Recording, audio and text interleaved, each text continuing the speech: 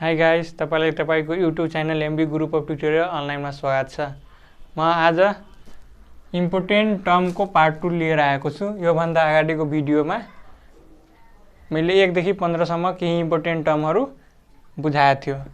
यदि त्यो भिडियो हेर्नु भएको छैन भने अगाडि गएर हेर्लिनु। अब यसमा को फर्स्ट नम्बरमा छ फर्टिलाइजेसन। फर्टिलाइजेसन भनेको यस्तो प्रक्रिया हो जसमा मेल र फिमेल ग्यामेट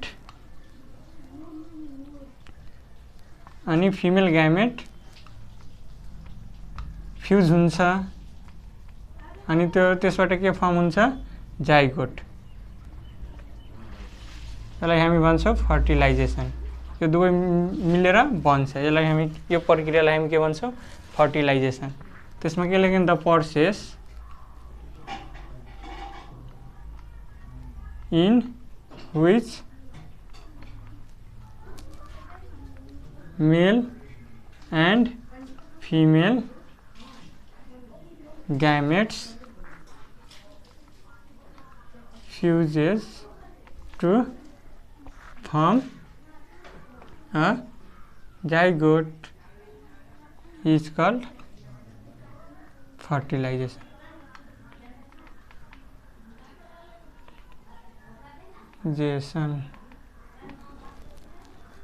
भनेको यस्तो प्रक्रिया जसमा मेल ग्यामेट र फिमेल ग्यामेट फ्यूज भएर के बनाउँछ जायगोट। त्यसलाई हामी के भन्छौं फर्टिलाइजेसन।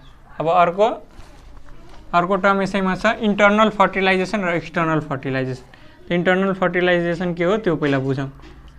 इन्टर्नल फर्टिलाइजेसन यो यस्तो फर्टिलाइजेसन हो जसमा के हुन्छ फिमेल बडी भित्र नै ग्यामेट के फ्यूज हुन्छ। The fertilisation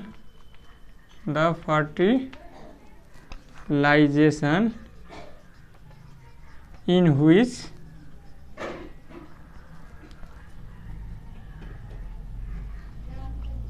zygote form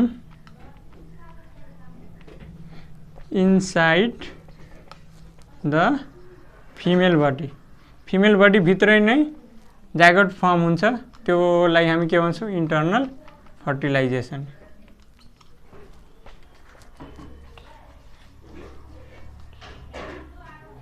internal fertilisation यसको एक्जाम्पलमा म्यामल्स भयो,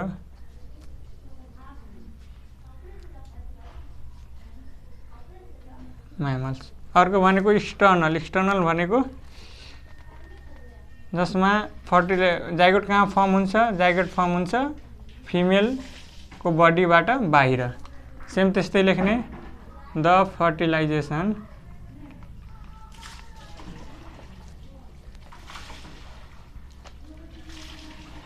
इन व्हिच जाइगोट फर्म्स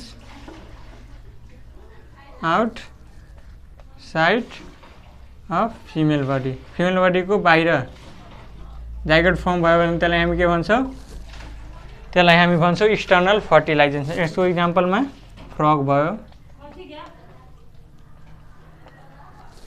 अब अर्को टर्म भयो रिप्रोडक्सन।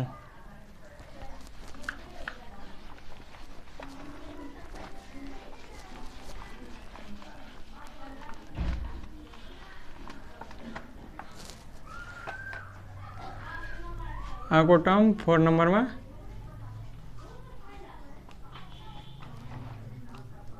रिप्रोडक्सन भनेको यस्तो प्रक्रिया जसबाट नयाँ अफस्प्रिङ भनेको सन्तान के हुन्छ पैदा हुन्छ। त्यसलाई हामी के भन्छौं रिप्रोडक्सन। द प्रोसेस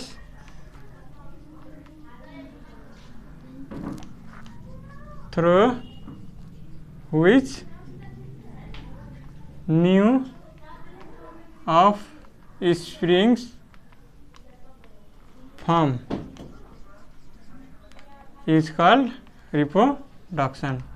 रिप्रोडक्सन भनेको यस्तो प्रक्रिया जसले नयाँ सन्तान आफ्नो जुन सन्तान हुन्छ जस्तो हुन्छ अफस्प्रिङ त्यो के हुन्छ फर्म हुन्छ। यसकोमा पनि पढ्ने सेक्सुअल र एसेक्सुअल रिप्रोडक्सन। सेक्सुअल रिप्रोडक्सन भनेको के हो?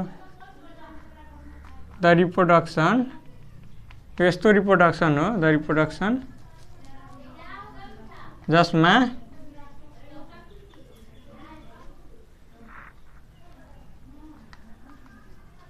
Female and male gametes fuses to form zygote and then new offspring। यस्तो प्रक्रिया हो जसमा के हुन्छ, पहिला मेल र फिमेल ग्यामेट फ्युज भएर के बनाउँछ, जाइगोट बनाउँछ, फर्टिलाइजेसन हुन्छ, अनि त्यसपछि के हुन्छ, न्यू अफस्प्रिङ बन्छ। त्यसलाई हामी के भन्छौँ, सेक्सुअल रिप्रोडक्सन। Sexual reproduction. अर्को भनेको एसेक्सुअल। अर्को टर्म भनेको एक्सेक्सुअल रिप्रोडक्सन। एसेक्सुअल रिप्रोडक्सन भनेको सब प्रक्रिया, अरू सब प्रक्रिया सेक्सुअल रिप्रोडक्सन छाडेर अरू सब प्रक्रिया द रिप्रोडक्सन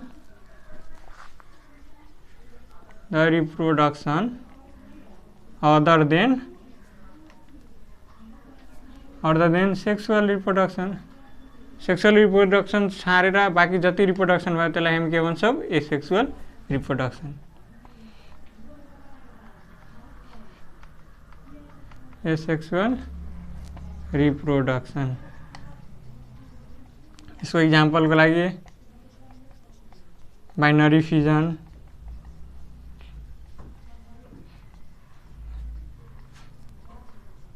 फ्रागमेन्टेसन, बर्डिङ, योहरू के भयो, एसेक्सुअल रिप्रोडक्सनको इक्जाम्पल भयो। त्यसपछि अर्को टर्म आउँछ एक्वेटिक। त्यसपछि अर्को टर्म आउँछ एक्वेटिक। एक्वेटिक भनेको के हो? एक्वेटिक भनेको हामी बच्चैदेखि पढे आयो, एक्वेटिक एनिमल्स, टेरेस्ट्रियल एनिमल्स। त्यो एक्वेटिक एनिमल्स या एक्वेटिक भनेको वाटर। जस्तै एक्वेटिक प्लान्ट सोध्यो भने के हुन्छ, एक्वेटिक प्लान्ट। एक्वेटिक प्लान्ट सोध्यो भने the plant which grow in water, the plant which grow in water is called aquatic plant। त्यस्तै अर्को एक्वेटिक एनिमल्स सोध्यो भने the animals which live in the animals which lives in water is called aquatic animals। त्यस्तै अर्को term आउँछ, अर्को term हो terrestrial. Terrestrial भनेको ल्यान्ड। त्यस्तै टेरेस्ट्रियल एनिमल्स सोध्दा टेरेस्ट्रियल प्लान्ट भनेको प्लान्ट ग्रो अन ल्यान्ड। ल्यान्डमा ग्रो गर्ने प्लान्टलाई के भन्छ हामी, टेरेस्ट्रियल प्लान्ट। त्यस्तै अर्को हुन्छ टेरेस्ट्रियल एनिमल्स। टेरेस्ट्रियल एनिमल्स भनेको animals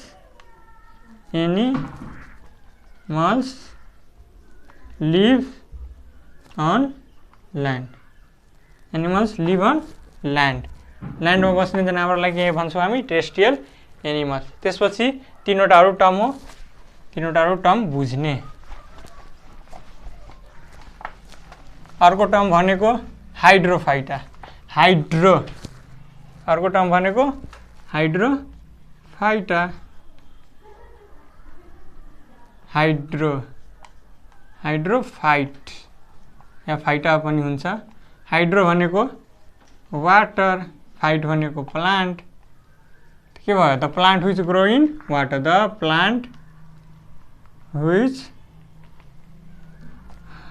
grow in water is called hydrophyte. त्यसपछि अर्को भयो xerophyte.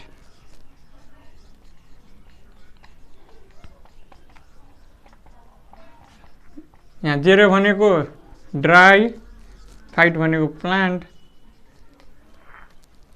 The plant which grow in dry places, dry places अथवा डेजर्ट, त्यसलाई हामी के भन्छौँ? जेरोफाइट। त्यसलाई हामी के भन्छौँ? जेरोफाइट। त्यसपछि अर्को भयो मेसोफाइट। मेसोफाइट, मेसो भनेको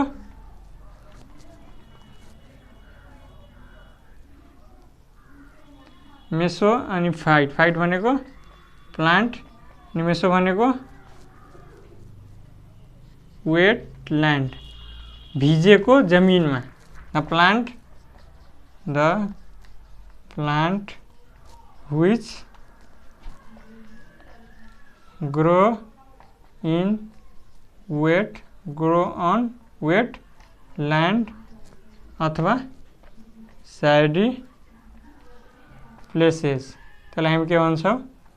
त्यसलाई हामी भन्छौँ मेसोफाइट। मेसो भनेको वेट ल्यान्ड र फाइट भनेको प्लान्ट। यो थियो हाम्रो बायोलोजिकल टर्मको सेकेन्ड भिडियो। यदि भिडियो राम्रो लाग्यो भने लाइक गरिदिनु, सेयर गरिदिनु र कमेन्ट गरिदिनु। यदि अहिलेसम्म तपाईँ यो च्यानललाई सब्सक्राइब गर्नुभएको छैन भने सब्सक्राइब गर्नु र बेल आइकन दबाउनु कि कुनै पनि भिडियो सबभन्दा अगाडि तपाईँ लिएर पुगोस्। Thanks for watching.